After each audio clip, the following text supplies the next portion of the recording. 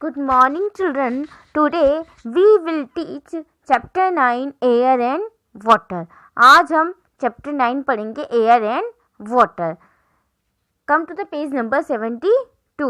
Other uses of air. पिछले video में हमने एयर के कुछ यूजेस पढ़े थे. आज हम इस वीडियो में एयर के और भी जो यूजेस है और भी जो उपयोग है वो हम पढ़ेंगे. Air helps us many other ways.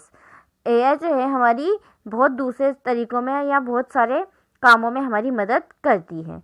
Late us see how. देखते हैं कैसे. Aeroplane flies in air. Aeroplane हवा में उड़ते हैं. Air also helps birds to fly. Air जो है एयर की हेल्प से ही जो बर्ड्स हैं जो पक्षी है वो आकाश में उड़ पाते हैं. Wind mills runs due to moving air.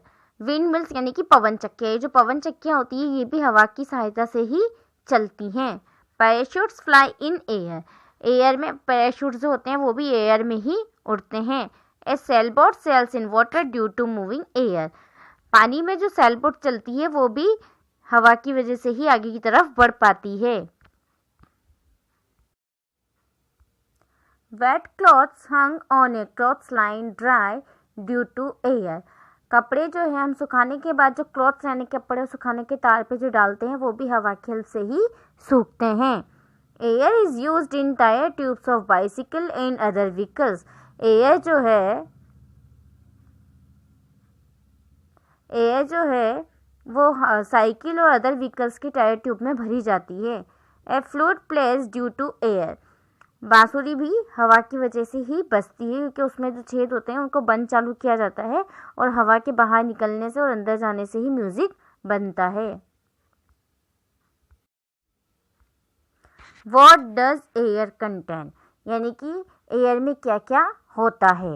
Air contains water vapour, dust particle, germs, gases like nitrogen, oxygen and carbon dioxide. Air में वाटर वेपर होती है, डस्ट पार्टिकल धूल के कण होते हैं, जर्म्स यानी कि बैक्टीरियाज होते हैं, गैसेस होती है जैसे कि नाइट्रोजन, ऑक्सीजन और कार्बन डाइऑक्साइड. ये सब चीज़ें एयर में मिक्स होती है. We all need clean air to breathe. हम सभी को सांस लेने के लिए साफ हवा की ज़रूरत होती है.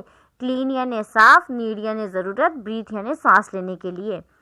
When we breathe in we take in oxygen from the air. जब हम ब्रीथ इन मतलब जब सांस अंदर की तरफ लेते हैं तो हम ऑक्सीजन को अंदर लेते हैं. The air that we breathe in should be clean. जो सांस हम या जो हवा हम अंदर लेते हैं वो साफ होनी चाहिए. However with growing pollution air is no longer clean. पर जैसे जैसे पॉल्यूशन बढ़ता जा रहा है हवा अब क्लीन या शुद्ध नहीं रही है. The impure air contains many harmful substances which make us sick. Impure air अशुद्ध हवा में बहुत सारे ऐसे हानिकारक सब्सटेंस मतलब पदार्थ, हार्मफुल मतलब हानिकारक, बहुत सारे ऐसे हानिकारक पदार्थ होते हैं जो कि हमें बीमार बनाते हैं. सिक यानी बीमार. Even plants and animals do not grow properly in areas with polluted air. यहाँ तक कि पेड़ पौधे और एनिमल भी जो है वो जहाँ पॉल्यूशन वाला एरिया होता है वहाँ पर पूरी तरह से वो ग्रो नहीं कर पाते हैं, बढ़ नहीं पाते हैं और उनकी डेथ हो जाती है. Asthma, bronchitis are some disease caused by inhaling polluted air. Asthma और ब्रोंकाइटिस कुछ ऐसी डिजीज़ हैं जो पोल्यूटेड एयर को अंदर लेने से बीमारियाँ हो जाती है. उन बीमारियों का नाम है अस्थमा और ब्रोंकाइटिस. तो इस तरह से हमने देखा इस चैप्टर में एयर के बारे में कि एयर कैसी होती है, उसकी क्या क्या यूजेस होते हैं और एयर में क्या क्या होता है.